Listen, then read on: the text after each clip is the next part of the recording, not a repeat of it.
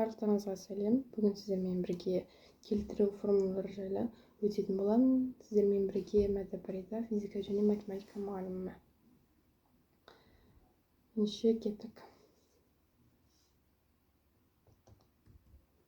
Келтіру формулалары жалпы бізде тригонометриялық функцияның кез келген аргументін қосу және азайту формулалары арқылы мәндес тригонометриялық функцияның сүйір бұрышына келтіруге мүмкіндік беретін формулалар болып табылады. Қосу және азайту формулаларына келетін болсақ, біз бұрын өттік, өткен бойынша осында бізде формулалар бар. Мысалға, бірінші формулаға сан қойып көрейік. Мысалға, синус 90 қосылған альфа деген есепті шығаратын болсақ, формула бойынша синус 90 көбейтілген косинус альфа қосылған косинус 90 көбейтілген синус альфа. Осы жерден осылардың мәнін қоятын болсақ, яғни синус 90 мәнін қоятын болсақ, бізде бірді косинус альфаға көбейтетін болсақ, косинус альфа қосылған косинус 90 градуста бізде 0-ге тең. 0-ді синус альфаға көбейтетін болсақ, онда 0. Бұл жерден бізде косинус альфа шығады екен. Жалпы келтіру формулалары бізде 0, 90, 180, 270 деген градустарда есептерді жеңіл шығару үшін ойлап табылған.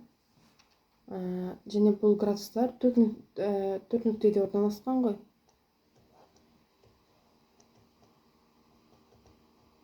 Мына нүкте. Осы нүктедегі кез келген мәндерді осы келтіру формуласы арқылы шығара аламыз. Яғни осында бізде 0 деген градус бар, 360 деген градус бар, 720 деген градус бар. Осы градустарды біз келтіру формуласы арқылы шығарсақ болады екен. Енді келтіру формуланың бірге ережелері бар. Бірінші, осы келтіру формуласын қолданған кезде функцияның атын анықтау керек. Яғни, егер де мысалға синус 90 қосу альфа деген есепті алатын болсақ, бұл жерден бізде жаңа косинус альфа шықты. Яғни, аты өзгеріп тұр, синус альфадан косинус альфаға. Бұл жерде бізде екі ереже бар. Біріншісі ол 90 плюс минус альфа немесе 270 плюс минус альфа. Екіншісі бізде 180 плюс минус альфа немесе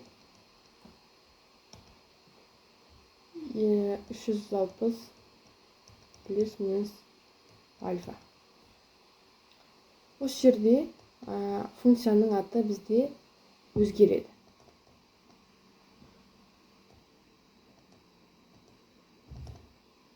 Екіншісінде сәйкесінше өзгермейді.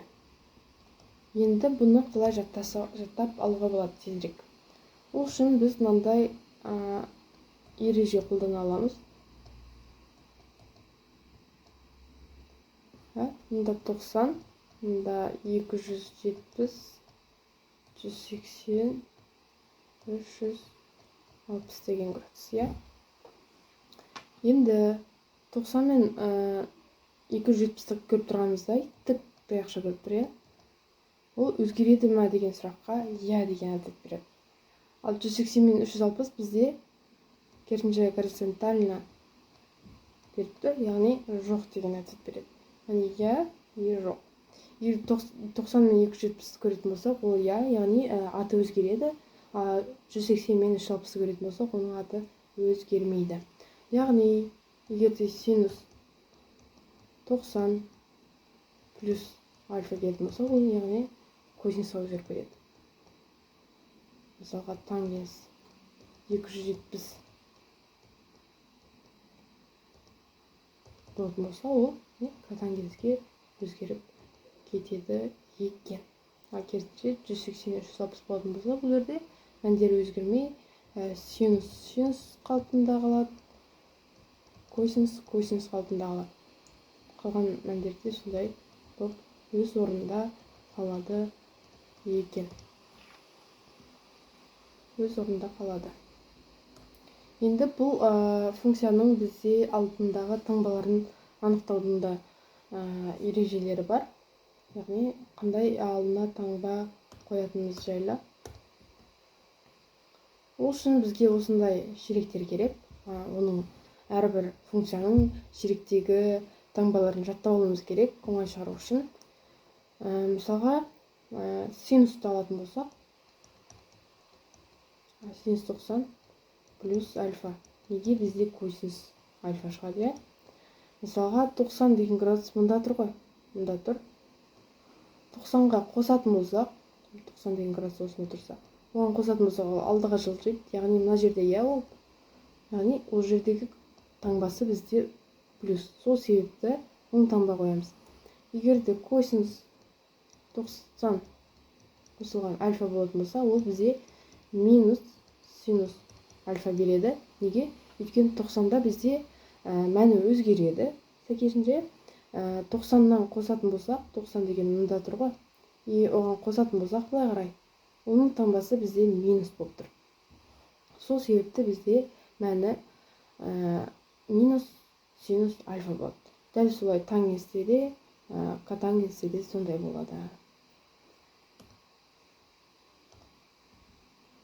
Мысалдарға керек. Мысалдарда, бірінші мысалға келетін болсақ, бұны түрлендіріп синус 90 қосылған 60 деп жазсақ болады. Екеуінің мәні бірдей. Өйткені 90 мен 60 қоссақ, бізде 150 градус шығады. Сол себепті біз есептің шартын өзгерткен жоқпыз.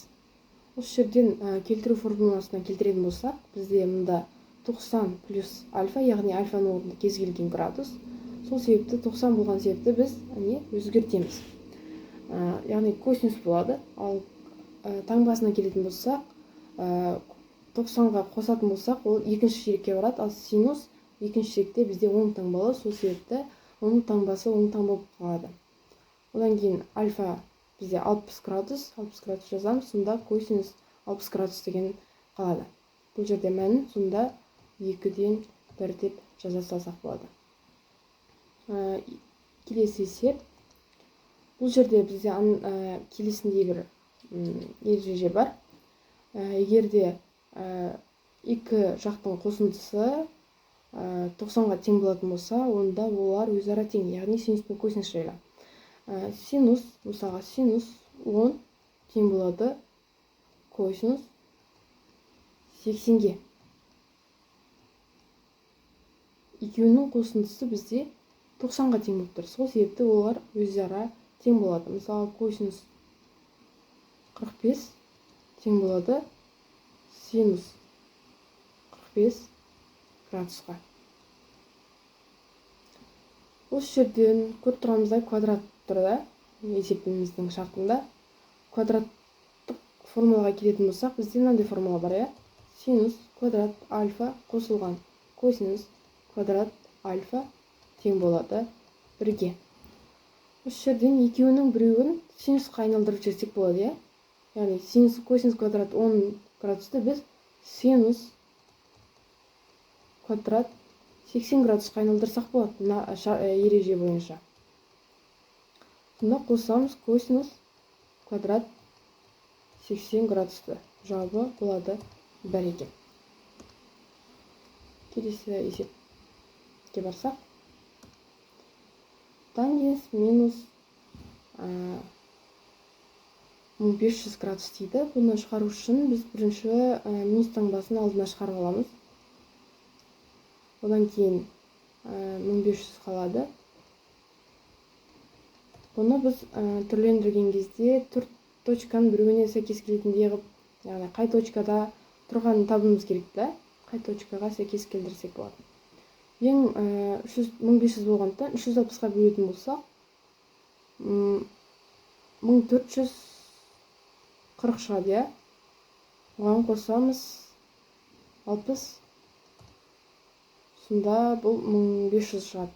Яғни 360-ға бөлетін болсақ, ол 4 және 60 қалдығымен қалады.